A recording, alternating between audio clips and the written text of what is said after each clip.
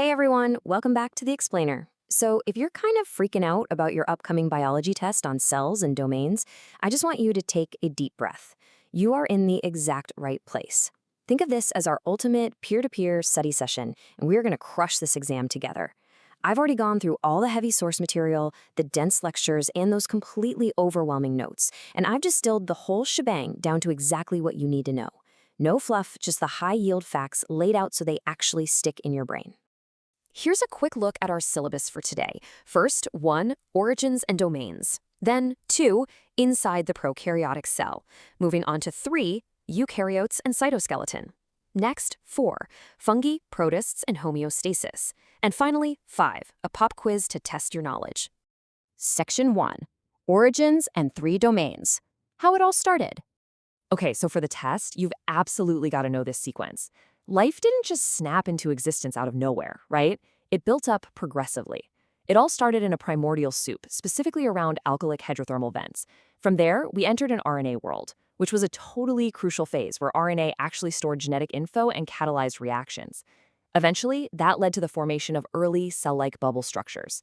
And if you need a date for the exam, lock this into your memory. This all went down roughly 3.8 to 4 billion years ago. Just picture these alkali hydrothermal vents deep, deep down in the dark ocean. These were the dramatic birthplaces for the earliest life forms. Imagine the extreme heat and this incredibly rich chemical environment bubbling right up from the Earth's crust. It provided the absolute perfect energy source to kickstart biological processes. It's literally where the magic of biology first began. Now, from those deep-sea beginnings, early life eventually split into 3 massive domains: bacteria, Archaea, and Eukaryota. You can bet money this is going to be a guaranteed exam question.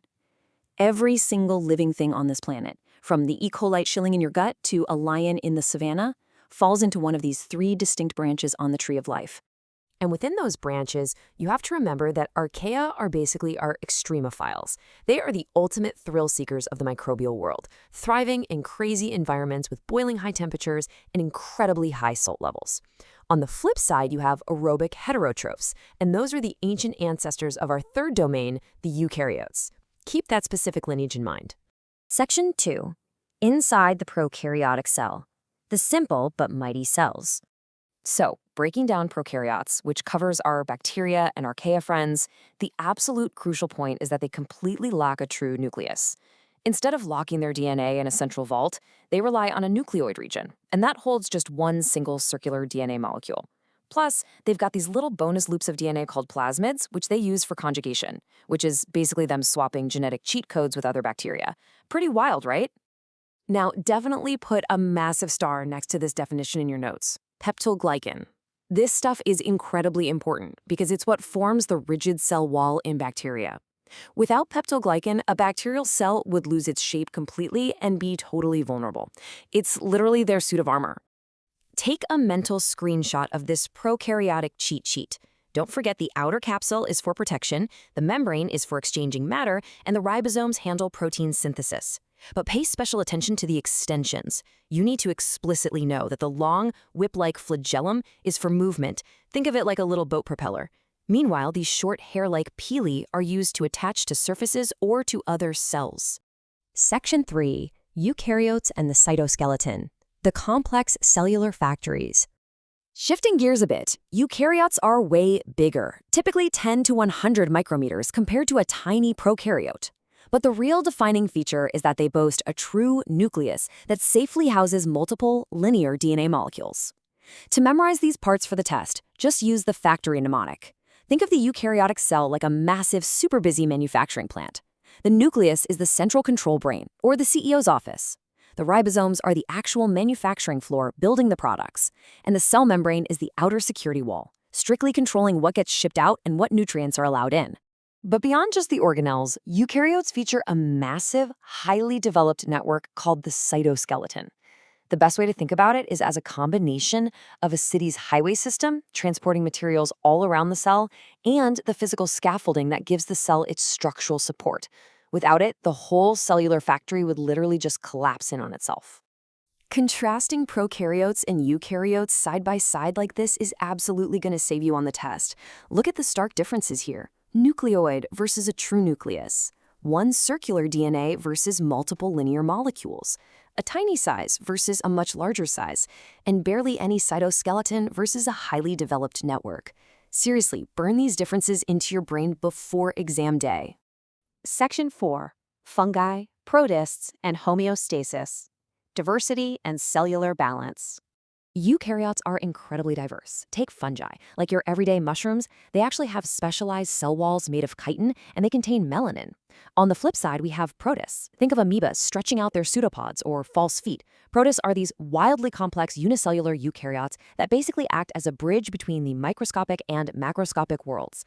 Now, for any of these organisms to survive, especially massive multicellular ones like us, they need strictly regulated homeostasis.